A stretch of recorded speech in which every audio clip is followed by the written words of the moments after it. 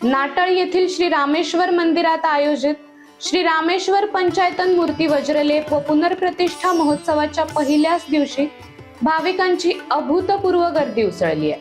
पहाटेपासूनच मंदिर परिसरात भक्तिमय वातावरण निर्माण झाले होते। सकाळी विविध धार्मिक विधींना सुरुवात झाली आहे। श्री रामेश्वर पंचायतन देवतांची प्रार्थना, गणहोम, शांतिहोम, प्रायश्चित, श्री गणेश पूजन, पुण्याह वाचन, आचार्यवरण, प्रकार शुद्धी, देवता स्थापन पूजन, संप्रोक्षण विधी, जलाधिवास, अग्निस्थापना, गृहयज्ञ, होम हवन आदी विधी विधिवत पार पडले। या महोत्सवाला श्री जगद्गुरु शंकराचार्य संकेश्वर पीठाधिपती यांची प्रमुख उपस्थिती लाभली होती। त्यांच्या दर्शनासाठी भाविकांनी मोठी गर्दी केली होती। शंकराचार्यांनी उपस्थित जनसमुदायाला दर्शन देत आशीर्वाद दिले।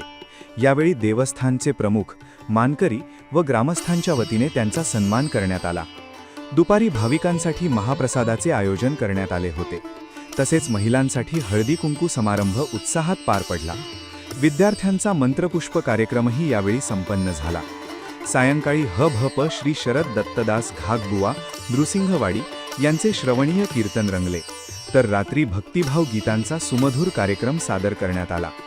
देवस्थान प्रमुख, सर्व मानकरी, ग्रामस्थ तसेच श्री देव रामेश्वर माऊली नाटळ संस्था यांच्या संयुक्त विद्यमाने हा संपूर्ण कार्यक्रम अत्यंत शिस्तबद्ध, नियोजनपूर्वक व उत्साहपूर्ण वातावरणात पार पडला।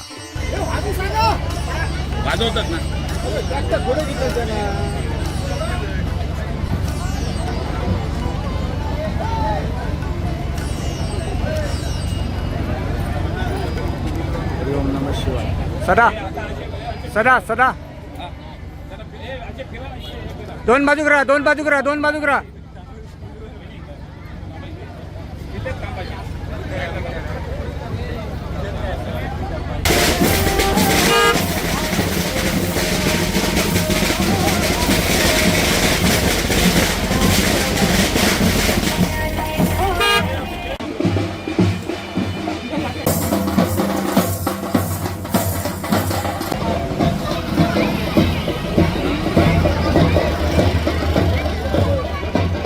नमस्कार, मी पराग मुंडले, रामेश्वर मंदिर नाटळ, तालुका कणकवली, जिल्हा सिंधुदुर्ग येथील नाटळ गावचा ग्रामपुरोहित म्हणून बोलतोय। सध्या जो श्री रामेश्वर मंदिरात वज्रलेप आणि पुन्हा प्राणप्रतिष्ठा असा कार्यक्रम आयोजित केलेला आहे, त्याचं धार्मिक महत्त्व असं आहे की बऱ्याच दिवसानंतर त्या मूर्तीवरती होणारा पाण्याचा, त्यानंतर पंचामृताचा आणि इतर वातावरणाचा जो काय परिणाम होतो, त्यामुळे मूर्ती झिजतात किंवा काही ठिकाणी भंग पावतात आणि अशा मूर्तींना परत संजीवनी देण्यासाठी, मूर्त स्वरूप देण्यासाठी हा वज्रलेप विधी केला जातो। या विधीची प्रक्रिया नेमकी कशी पार पडते? तर हा विधी, याला वज्रलेप विधी असं म्हणतात। या विधीची प्रक्रिया अशी आहे की जे मूर्ती पहिले असतात त्याच्यातील जे देवतत्व आहे, ते देवतत्व धार्मिक विधी आणि होम हवन करून एका कलशामधील पाण्यामध्ये ते देवतत्व साठवण्यात येतं, ठेवण्यात येतं, संरक्षित करण्यात येतं आणि त्यानंतर जे काय वज्रलेप करणारे मूर्तिकार आहेत, वज्रलेप करणारे कारागीर आहेत, त्यांच्या ताब्यात त्या मूर्त्या दिल्या जातात। आणखीन त्यानंतर ते आपलं काम सुरू करतात आणि वज्रलेपाचं काम पूर्ण झालं की या कलशामध्ये ठेवलेलं जे देवतत्व आहे ते पुन्हा त्या मूर्त्यामध्ये प्राणप्रतिष्ठा विधी करून आणि काही होम हवन आणि काही वैदिक मंत्र जे आहेत त्या मंत्रांचा उच्चार करून ते पुन्हा देवतत्व त्या मूर्त्यामध्ये स्थापित केलं जातं। पंचायतन मूर्तींची परंपरा काय सांगते? पंचायतन मूर्तींची परंपरा असं सांगते की जी प्रत्येक ग्रामदैवत जे विशेषतः कोकणातलं, त्या प्रत्येक गावामध्ये शिव आणि शक्ती म्हणजे शंकर आणि पार्वती किंवा अर्धनारी नटेश्वर अशा देवतेंची स्थापना पूर्वजांनी केलेली आहे। आणि शिवपंचायतन म्हटल्यानंतर शंकराच्या इतर ज्या देवता आहेत, नंदीसहित, भैरवसहित, त्यानंतर इतर त्यांचे जे काही सहकारी देवता आहेत, या सर्व सहाय्यकारी देवतेंची स्थापना त्या मंदिरात झालेली आहे। जिथे देवीचं आधारस्थान असतं त्या ठिकाणी त्या देवीचे पंचायतन देवता आहेत, त्यांचं स्थापना केलेली असते। या त्या देवता आहेत, त्या मुख्य देवतांच्या सहाय्यकारी देवता आहेत आणि त्यानुसार गाव रहाटी चालते। हा सोहळा 120 वर्षांनीच का केला जातो? असं नाहीये, हा आमचा सोहळा 120 वर्षांनी होतोय किंवा 125 वर्षांनी होत असेल. 120 किंवा 125 वर्षांनीच करावा अशी काय पद्धत कुठे धर्मशास्त्रात सांगितलेली नाहीये. परंतु जो वज्रलेप करतात त्याची शाश्वता म्हणजे वॉरंटी जी असते ती कमीत कमी 100 वर्षाची असते. आणि दरम्यानच्या काळात पंचामृत स्नान, अत्तराचं स्नान किंवा इतर काही जे काय लेपन आहे त्या लेपनामुळे ज्या मूर्तीमध्ये क्षीणता येते, काही मूर्ती भंग पावतात, काही मूर्तींना असे डोळे जातात, म्हणजे काही मूर्तींचे हात पाय किंवा इतर डोळे जे आहेत ते एकदम क्षीण दिसतात. अशा वेळी हा वज्रलेप पुन्हा पुन्हा करायचा असतो. विठ्ठल रुक्मिणी मंदिरात हा वज्रलेप नुकताच झालेला आहे, कोल्हापूरच्या अंबाबाईच्या मंदिरात पण झालेला आहे, तसेच देहू येथे तुकाराम महाराजांची जी समाधी आहे तिथे पण हा वज्रलेप नुकताच झालेला आहे. तर हा वज्रलेप 120 वर्षांनी करायचा असं नाहीये, पण कमीत कमी त्या वज्रलेपाची शाश्वती जी आहे ती मूर्तिकार जे ते एक 100-125 वर्षाची देतात. आणि त्यामुळे हा सोहळा आमच्या गावामध्ये हा 120 ते 125 वर्षांनी होत आहे. प्राणप्रतिष्ठेनंतर मंदिरात काय बदल जाणवतात? नक्कीच फार चांगला प्रश्न आपण विचारलेला आहे की प्राणप्रतिष्ठेनंतर प्रत्येक मूर्तीला जी आहे ती ऊर्जित अवस्था प्राप्त होते. जसं आपण रिचार्ज होतो ना, कुठल्याही आजारातून औषध घेतल्यानंतर आपण पूर्ववत होतो, किंवा जो आपल्याला नैराश्य प्राप्त झालेले असते त्याच्यावरती जर योग्य आपल्याला औषध मिळालं किंवा योग्य आपल्याला बोध मिळाला तर आपल्याला परत संजीवनी प्राप्त होते. तसंच आहे या मूर्तीमध्ये जे अनेक प्रकारचे भक्तगण येतात त्याच्यामध्ये सर्व भक्तगण हे सात्विक भावनेचे नसतात. रजस तमस सत्व असे 3 गुण आहेत. या तिन्ही गुणांनी युक्त असे भक्त आलेले असतात. त्याच्यात जास्त निगेटिव्ह एनर्जी ज्यांच्याकडे आहे अशा प्रकारचे भक्त मंदिर परिसरात आल्यानंतर किंवा मंदिराचं आतमध्ये आल्यानंतर, तसेच क्लायमेट म्हणजे वातावरणाचा जो अशुद्ध वातावरणाचा जो परिणाम झालेला असतो, पोल्युशनमुळे प्रदूषणामुळे जो परिणाम झालेला असतो, या सर्व गोष्टींमुळे ह्या मूर्तीमध्ये जी काय निगेटिव्हिटी आलेली असते म्हणूया किंवा मूर्ती ज्या क्षीण झालेल्या असतात या परत वज्रलेपानंतर पूर्ववत होतात. आणि या अमूर्त भगवंत जो आहे, अमूर्त परमेश्वर जो आहे या मूर्त स्वरूपात या आपल्या मूर्तीमधून प्रगट होतो. आणि त्याच्यातून जी ऊर्जा प्राप्त होत असते त्या वज्रलेप झाल्यानंतरच्या काळात ती ऊर्जा येणाऱ्या भाविकांना आणि संपूर्ण त्या परिसराला, नवे पूर्ण गावाला संजीवनी प्राप्त करून देते. खूप मोठे आशीर्वाद देवाचे प्राप्त होतात आणि तो विलक्षण किंवा अद्भुत असा हा सोहळा किंवा त्यानंतरची परिणामकता जाणवते. भाविकांनी या काळात कोणते नियम पाळावेत? विशेषतः वज्रलेप चालू झाल्यानंतर भाविकांनी संपूर्ण गावामध्ये पावित्रतेचे, सात्विकतेचे आणि शुद्धतेचे वातावरण पाळायचे असते. मद्य मांसाहार हा पूर्णतः बंद करायचा असतो आणि जी आपल्या मनातील नकारात्मक विचार जे आहेत ते सर्व बंद करायचे असतात, काढून टाकायचे असतात. आणि वज्रलेप झाल्यानंतर सुद्धा हीच सात्विकता प्रत्येक भाविकाने आपल्या मनात रुजवायची असते, कायम ठेवायची असते आणि यातूनच देवाचे आशीर्वाद आणि देवाची कृपा सर्वांना प्राप्त होत असते.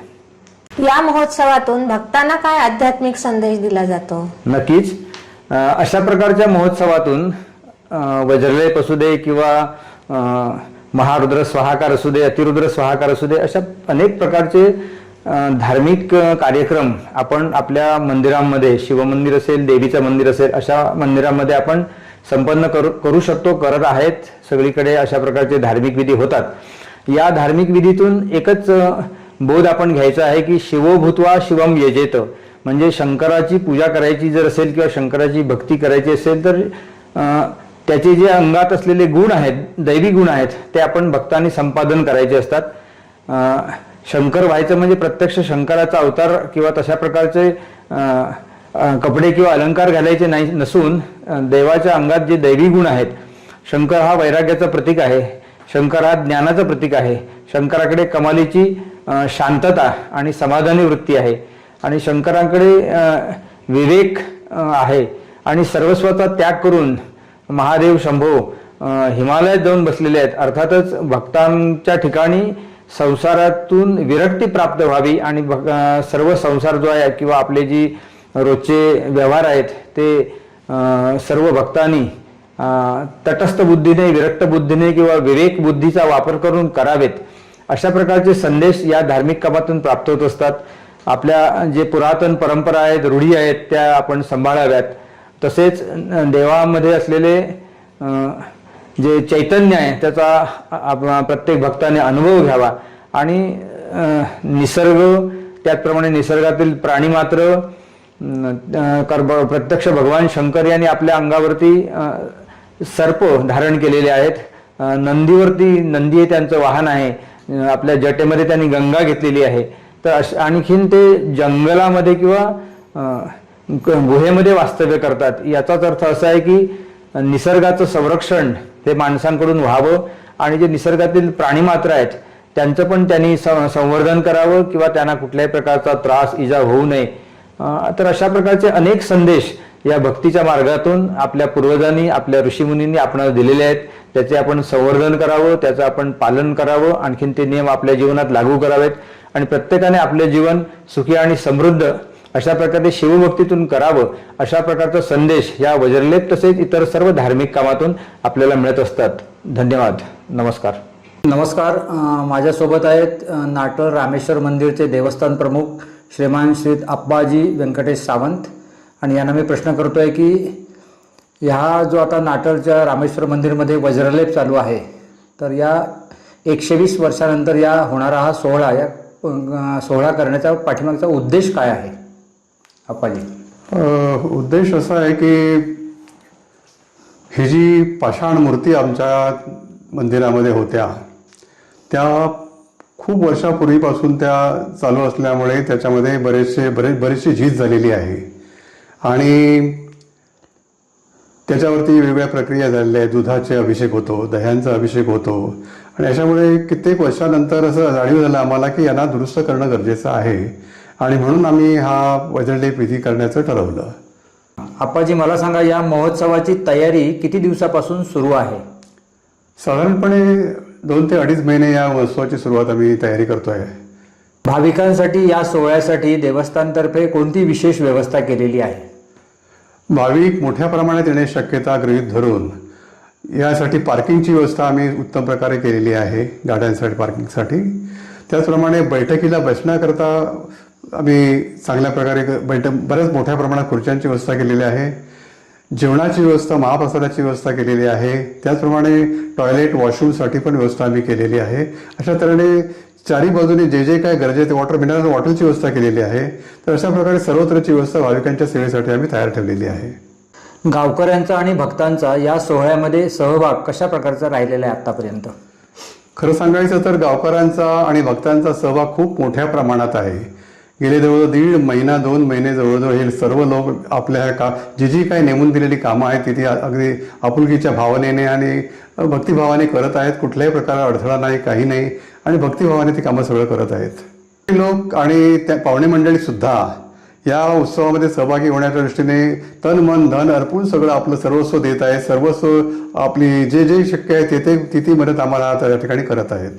या ऐतिहासिक सोहळ्याची नोंद जतन करण्यासाठी काही विशेष उपक्रम आपण राबवत आहात का?